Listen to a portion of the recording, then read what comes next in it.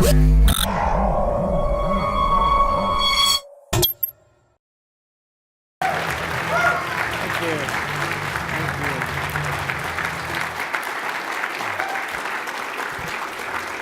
you. Thank you. I didn't know if he, I didn't get to hear the whole introduction, so I don't know if he told the truth or not. And with your brother, that's important, you know. So if he told you that he was a better golfer, that's sometimes true. So, but thank you, Ronnie, for the introduction. And does anybody remember Charlie Sheen when he was kind of going crazy last year? And he was going around, jumping around, saying, winning, winning, we're winning. Well, I kind of feel like that. I think we are winning.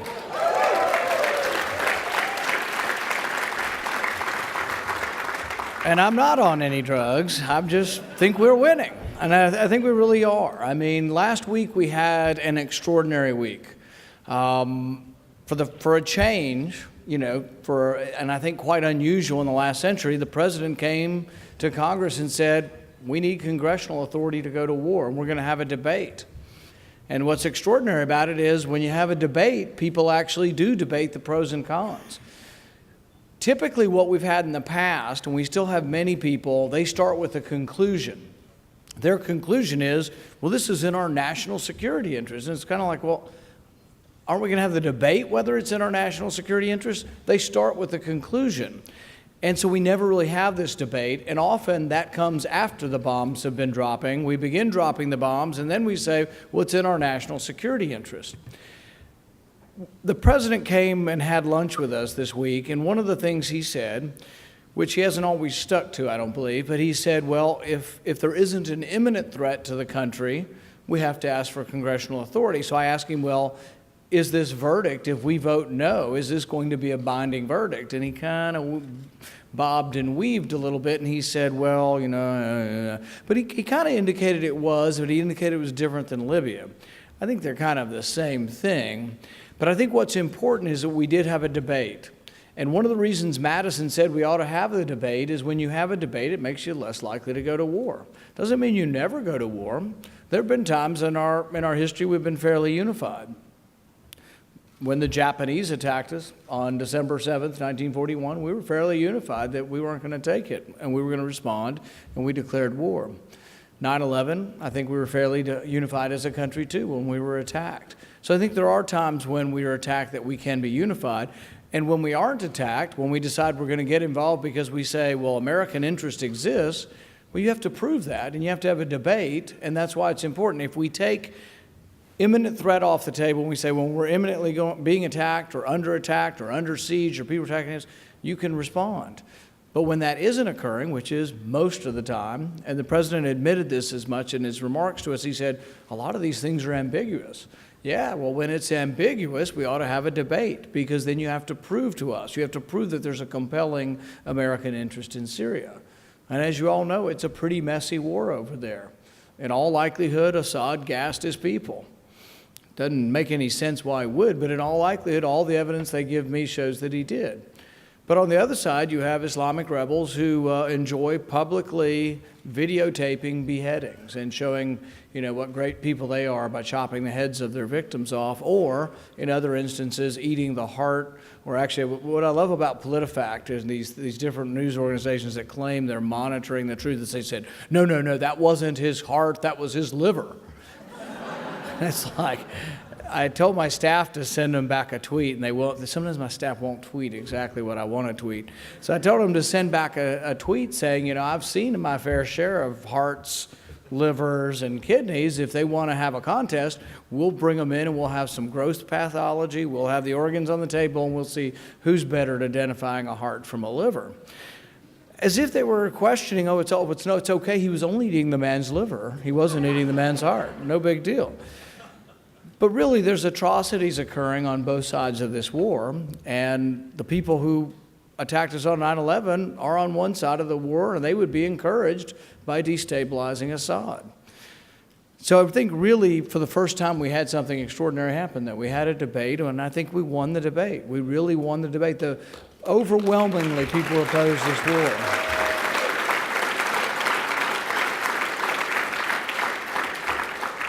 I gave a speech last night, and it was on foreign policy, and there were 200 young people who work on the Hill.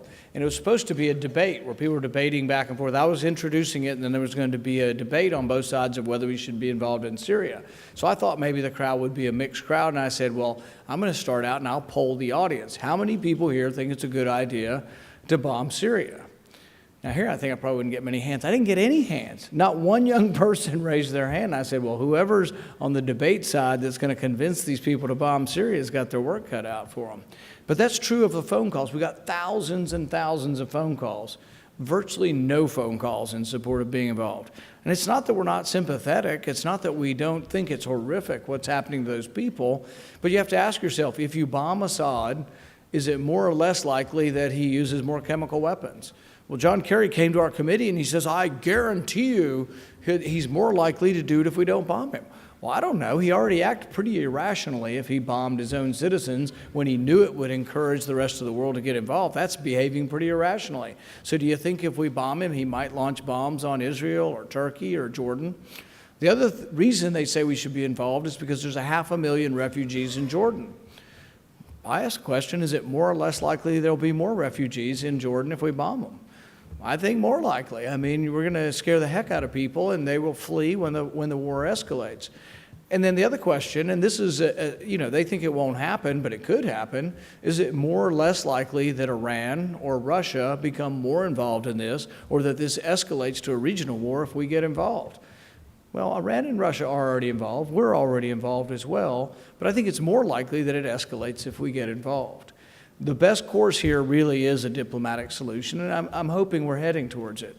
Now, I'm not naive enough to say, oh, well, Putin, we can trust him every time and we can trust Assad. I think that isn't likely, but I think that Assad is feeling the pressure from his own civil war and that there is a reasonable chance that we may.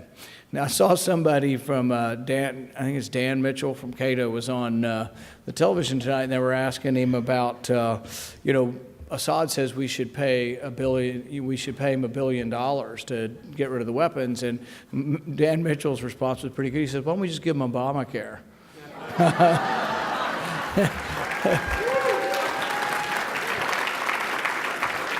If you want to punish them, if we want to punish them, let's just extend Obamacare to Syria. But I think we're winning on Syria. I think we're winning on just about every other issue that's come forward in the last 6 months to a year. On the NSA, the idea of whether or not the Fourth Amendment thinks you can look at any kind of records. The interesting thing is, and some people don't realize this, and you need to realize this is because this is how far and how bad this is actually Supreme Court precedent does support what they're doing. You say, no way. It does. The Supreme Court in the 1970s, in a case called Maryland Smith and another one called, I think, U.S. Government versus Miller, said that third-party records don't have any protection of the Fourth Amendment.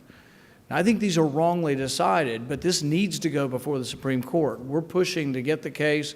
We're working with the ACLU and other organizations to get this before the Supreme Court, because really, your third-party records should. It's become, you have more third-party records now that you have everything digitalized and on the internet, but I think it was important then and wrongly decided, but now I'm thinking maybe they'll revisit it, new courts say new things, and I'm hoping they will. Because the way I look at it is, I buy almost everything on Visa. I don't carry any money around, so if you're gonna rob me, forget about it. I don't have any money.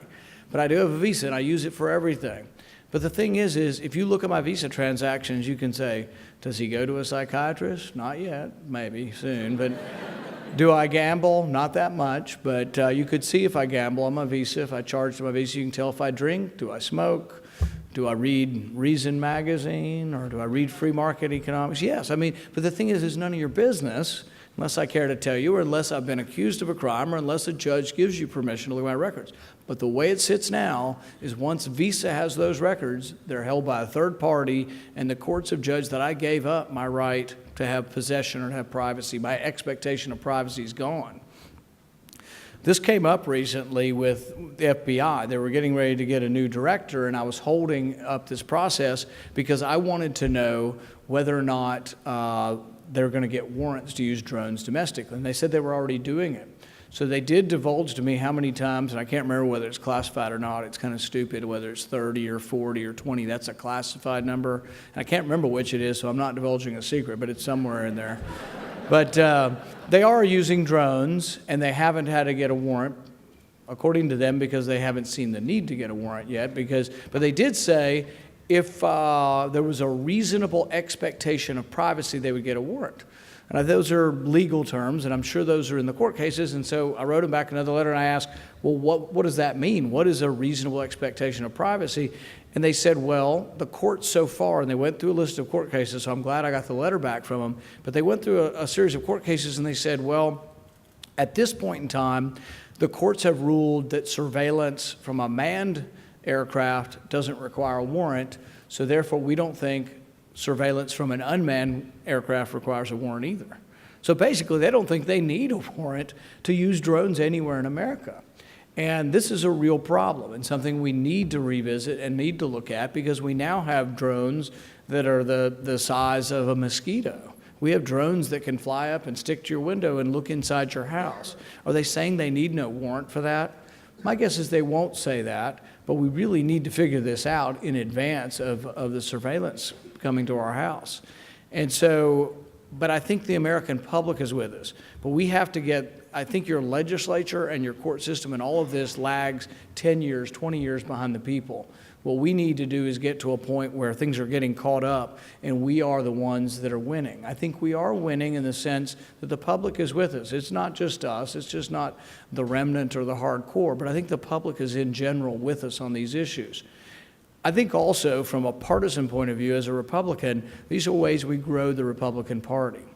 When you say you're for the right to privacy, I think we expand who we are as a Republican Party. We bring new people in. I always tell people, it's like, President Obama won all the young people. He got 70% of the youth vote. And it's like, well, you know, he's losing it right now through a lot of this. But if we want to get the youth vote, it's not like we have to change our message, but they don't care so much about taxes or regulations. They don't have much money to care about, but they've all got a cell phone. They're all on the internet. They do care about whether the government should be looking at their every search on the internet or listening to their phone calls or recording their phone records. And so I think this is something that can appeal to young people. The youth numbers for president in the last month or two have gone down 20 points. You know, so he really is losing the youth over this issue. If we want a transformational event, a transformational election where Republicans become the dominant party, we could become the right to privacy. We could become the party of privacy, the party that doesn't believe in big government surveillance. If we do that, and you could see the opposite happening. You could see the Democrats nominating somebody who becomes a candidate. Who is this candidate? Who's for, you know, who's been the most aggressive for being involved in Syria? Hillary Clinton. Who's probably the least likely to protect your privacy among Democrats? Hillary Clinton. So you could see them nominating somebody who really becomes, you know, you can see the whole entire youth vote could switch if we know what we're doing. As far as other issues that we're winning on, you know, tapping reporters. I think finally we're getting some fair reporting of this president, because for the first time they're seeing that he's tapping their phones too.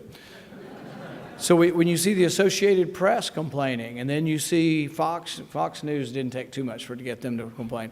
But when reporters see that he's spying on their activities, when he's abusing his power of office, maybe we're getting a change.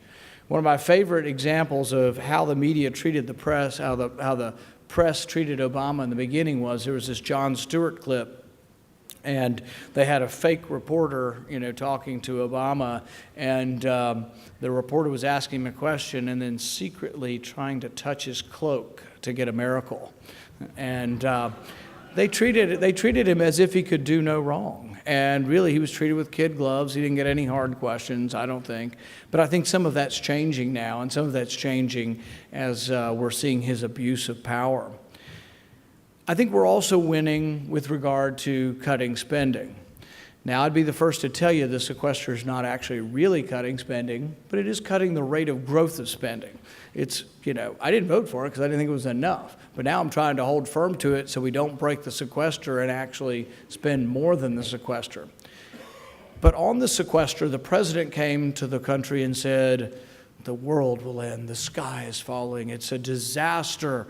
The airplanes are going to crash into each other. We're going to have to lay off the air traffic controllers. The meat's going to be rancid. We're going to have to lay off the meat inspectors. And I was like, really? The first thing you're going to do is lay off the air traffic controllers? And you're in charge of the country? There's a lot of things that could be cut. And I've given him some suggestions. If you simply just don't rehire people, that saves $6 billion a year. That many people retire from the federal government every year, $6 billion worth. Just don't rehire people. If you were to have competitive contracts, meaning that you would think we'd go with the cheapest bid. We don't. We go with the cheapest bid, but we factor in prevailing wage, which is sometimes twice what the normal wage would be. So if you're going to build a federal project in this part of Virginia and you pay a carpenter $30 an hour, if it's a federal project, it might be $60 an hour. That alone, if you would do competitive wages and competitive bidding for all of government, that's $10 billion. The money adds up. There's $100 billion unaccounted for. They have no idea where the money is. It's been spent. It may not have been stolen. Probably wasn't all stolen. But they have no idea where it's been spent. They cannot account for it. The Pentagon's never been audited. They say they're too big to be audited. So we got companies that are too big to fail, and we have government agencies that are too big to be audited. That's a problem. But there's money to be found. The president, I don't think, is really listening, but he's lost that argument. We won the argument that you can cut spending and the world won't end. Well, you can cut the rate of growth of spending and the world won't end. But the thing is we won that argument because he said there were dire circumstances, and there's still people floating around the halls of Washington saying there's not enough money for defense and we won't be able to defend ourselves, or there's not enough money for social welfare and we won't be able to help people. 47 million people are on food stamps. You know, that's twice the number we had before. And I'm the first to say, you know, we can have some safety net. You can help those who can't help themselves. But I say if you look like me and you hop out of your truck and you put a handicap sticker up there and then you go get your disability check, that's a problem. And that's what we've got, is we've got a nation now where we've encouraged this to happen. But the sequester went by and the world didn't end. The world didn't end. We were able to do this. All these government agencies said they were going to furlough people. They scared all their government employees to death that this was the end. Turns out the other day, last week, there was an article that said like 6 or 7 agencies that said they were going to furlough people. None of them ended up having furloughs. It's amazing when push comes to shove what you can find to cut.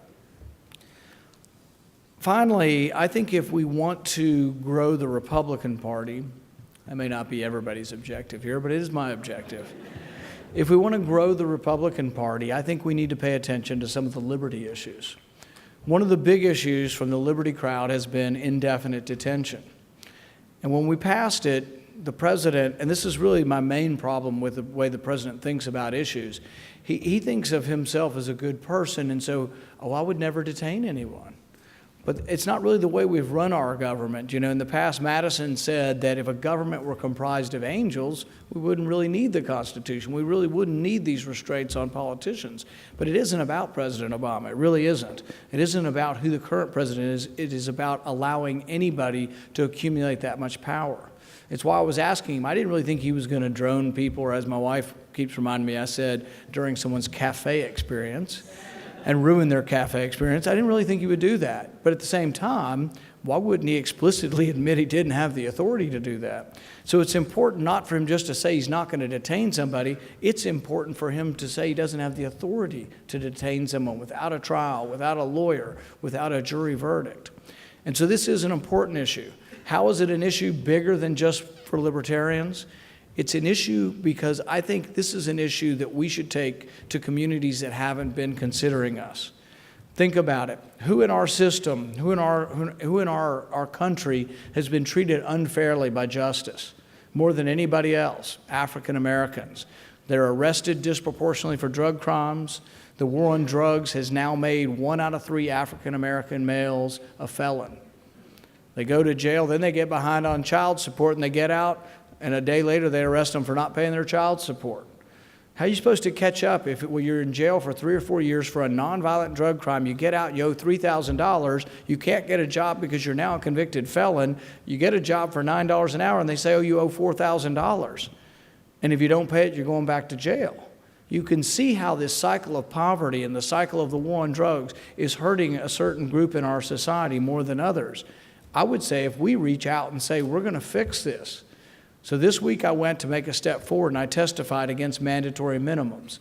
These are the laws that say if you're caught with possession of drugs, you get 10 years automatically, or sometimes more. There's a fellow by the name of John Horner. He's 46 years old. He had a bunch of pain medicine at home, and he thought he'd make a little extra money, and he sold it to a friend. I'm not condoning that. Turns out, though, the friend was an informant. He got 25-year mandatory minimum sentence. He's 46 years old with 3 kids. He may never see his kids again outside of prison. He'll be close to 80 years old when he gets out. Another young man by the name of Edward Clay, 18 years old, first offense for marijuana, got 10 years in prison.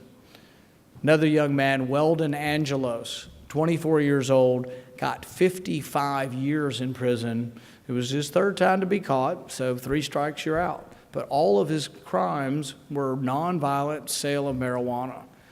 It's ruining people's lives. It's unjust, unfair. And if we become the party of justice, the party that believes that criminal laws should be just, that penalties should be proportionate to the crime, I think we can get people to come to our party, because I don't think the Democrats have done anything on these issues for years.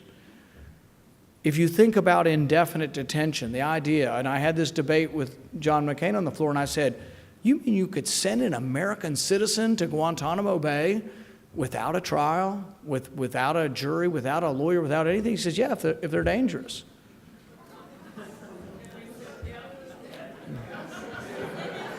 It begs the question, who gets to decide who's dangerous and who's not? The Wall Street Journal editorialized against me and said, well, yeah, if they're enemy combatants, sure, we should detain them. It's like, who gets to decide? And you might be a little bit worried when the criteria for who is a terrorist seems to be fairly expansive. Having more than 7 days worth of food is one of the criteria for being a terrorist. Having multiple weapons at home, we won't ask you to raise your hand. Likes to pay in cash, has changed the color of your hair recently. We're not going to get too personal here. Stains on your clothing means you might be making bombs. Missing fingers. Anybody ever met a farmer who might be missing a finger? You know, the thing is that it's ridiculous. If these are the criteria for suspecting people, wouldn't you at least want a trial and a lawyer and a jury trial before you get sent to Guantanamo Bay? So I think these kind of issues can resonate with communities beyond who the typical, Republican community has been. Because when you think about it, think back to the Olympic bombing. You remember Richard Jewell? Everybody said he was guilty. Well, it turns out he wasn't guilty. Imagine if he'd been a black man in 1920, what would have happened to him? There have been times in our history when we haven't done the right thing. That's why we have to be careful to do the right thing, because if you ever get a time in history where you allow that much power to accumulate, that's when you worry what could happen to people. And African Americans ought to be concerned. Jewish Americans ought to be concerned. Anybody who's ever been part of an ethnic group that was abused and vilified by government and treated unfairly ought to be concerned about allowing your government to indefinitely detain somebody, even if they say they'll never use it. I think there are all kinds of ways that we can expand and grow the party. And I think instead of the libertarian aspects of the Republican Party being a detriment, I think it's actually become full circle, and it really is the way the Republican Party will grow. And I think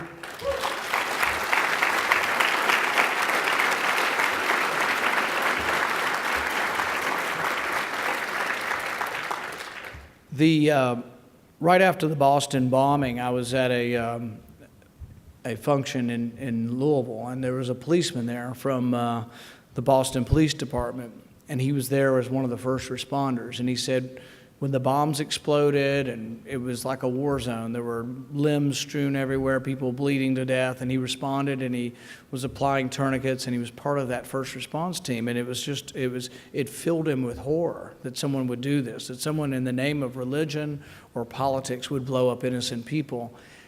And he said he was also part of the manhunt. He said he was also there. One of them was shot. He didn't have a problem with that. We do shoot criminals when they're fleeing. But when we captured the other one, when he was disarmed, he said what separates us and what makes us different from them is that we didn't beat the guy to death with tire irons. We took him to jail. In all likelihood, he is guilty. I mean, there's a lot of evidence out there, but we're going to give him a trial. He's going to get a lawyer. We do this with the worst, most despicable people. Terrorists are bad people. So are rapists. So are murderers. But nobody's proposing we don't have trials for them. I think it is what separates us. I think if we approach these issues with passion and zeal, the passion and zeal to defend basic justice, the Bill of Rights, and the Constitution, I think we will be the winning party. Thank you very much.